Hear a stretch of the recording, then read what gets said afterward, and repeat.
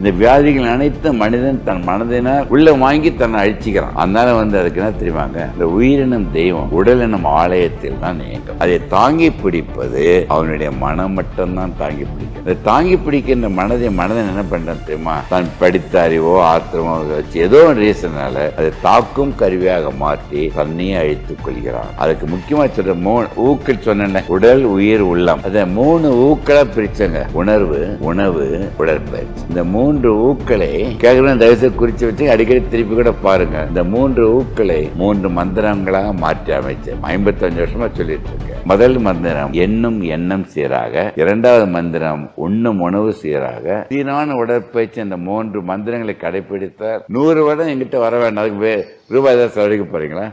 இருக்கிற ரூபாயெல்லாம் சேர்த்து வச்சுக்கலாம்.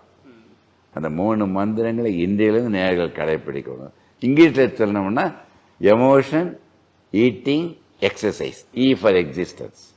அந்த 3 இ என்ன தெரியுமாங்க, be positive in thinking, be healthy in eating, be adequate in exercise. இது 3 நம்ம கிட்ட தான் இருக்குது. 3 இழக்கும்போது உன்னை இழக்கிற, உன்னை காப்பாற்றி நம்ம 3 கடைபிடிக்கணும். இதை பாருங்க, இந்த முனை என்பது கருவுங்க, இந்த முனை என்பது கல்லறை. கருவில் தோன்றி கல்லறையில் மறைவு நம்மிடம் இல்லை. இடையில் இருக்கின்ற வாழ்க்கை தான் நம் வாழ்க்கை. நம் வாழ்க்கை நம் கையில், நம்பிக்கையில், தன்னம்பிக்கையில், மூட நம்பிக்கை அற்று வாழும் பொழுது இந்த இடைவெளியை நீ கூட்டிக் கொண்டே போகலாம்.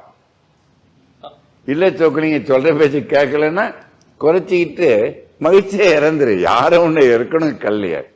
ஒருத்தன் சொன்னான், சார் நீங்க 100 வருடம் வாழணும்னு சொல்லாதீங்க சார், அவனுக்கு 35 வயசு இருக்கான் சார், அவ்வளவு நாள் வாழ விரும்பல சார், அப்படிலாம் வாழ்ந்து கஷ்டம். நீ நான் இப்ப கூட இறந்துரு, யாரும் இருக்கணும்னு சொல்றாங்க. இதெல்லாம் இடப்பட்ட கட்டளையா? இறைவன் இயற்கையின் படைப்பில் 100 வருடம் கடந்து வாழ வழி. சரிங்க சார் சொல்றாங்க. எந்த நிலையிலையும் வளர வளர 25, 30 டிகிரி எல்லாம் முடிக்கும் போதெல்லாம் நான் வாழ்க்கையின் பயணம் நான் காம்படிட்டராக நினைச்சதே இல்லைங்க. வாழ்க்கையின் பயணம் பந்தயம் இல்ல, இனிய பயணம் முடிச்சுக்கிட்டேன். யாரோட கம்பேர் பண்ணி வாங்க மாட்டேன். இதுக்காக சொல்லணும்னா, அந்த மகிழ்ச்சியா இருக்கணும்னு என்ன தெரியுமா இருக்கணும், மனம் அமைதியா இருக்கணும். மனம் அமைதியா இருக்கணும்னு அறிவுன்னு என்ன தெரியுமா, பெற்றதுக்கு 20 டிகிரி அறிவு இல்லை. அறிவு என்பது தன்னை அறிவது தான் அறிவு. தன்னை அறிஞ்சிட்டே வச்சுங்க, உன்னோட உயர்ந்த எதுவுமே இல்லையே. இதே சோக்கிலிங்க எவனோரையும் உயர்வை நினைச்சிருக்க மாட்டார். உடனே திமிர் பிடிச்சு நினைச்சிடாதீங்க. இதே சொக்கலிங்க 800 கோடி ஜனத்தொகையில் ஒருவரை கூட என்னை விட தாழ்ந்தவன் நினைச்சது.